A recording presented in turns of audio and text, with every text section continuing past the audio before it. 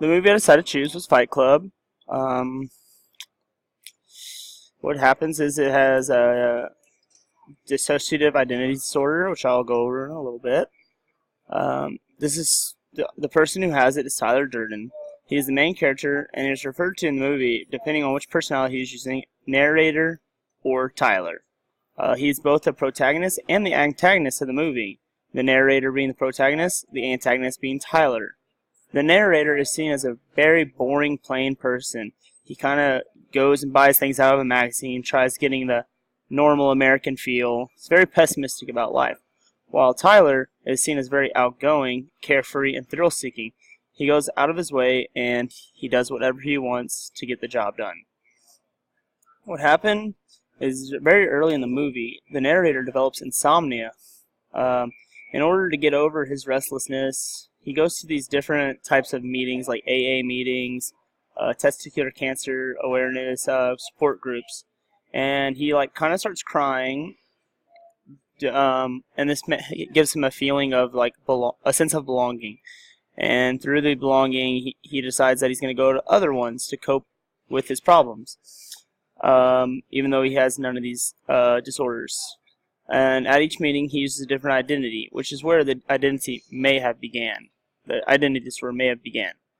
And again, he has dissociative identity disorder, which is described as multiple dominant personalities that take over a person's life. Each personality is very different from one another, and most of the time, one personality does not know what the other personality is doing. So, very frequent amnesia, like whenever throughout the movie the narrator goes to sleep, Tyler takes over and he starts doing things. And when the narrator wakes up, he has no clue what Tyler did while he was sleeping. Even though he was not really sleeping, he was just switching over personalities.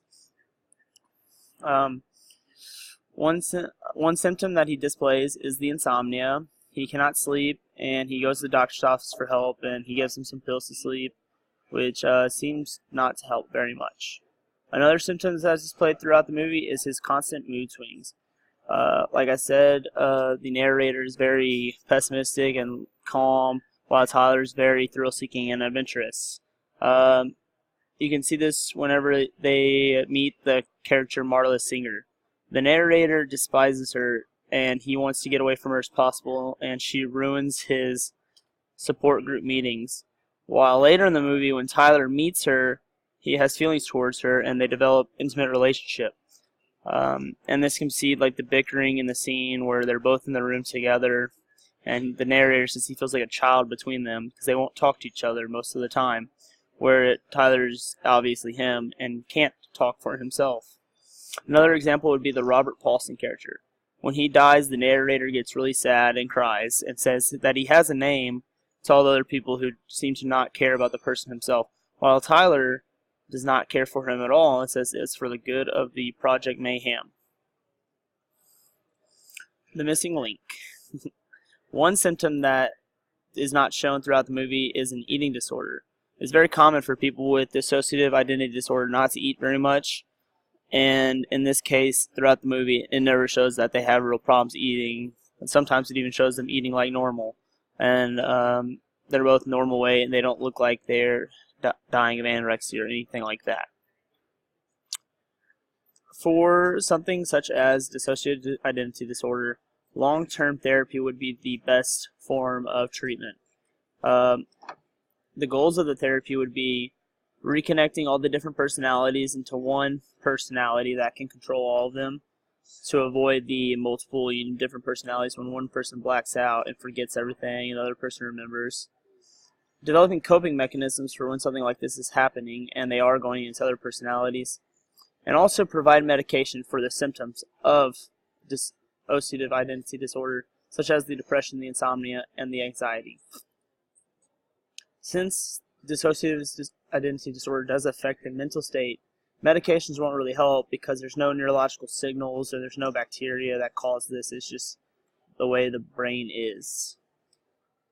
And some problems with this therapy is that you have to really commit to it, and it's a very long-term thing.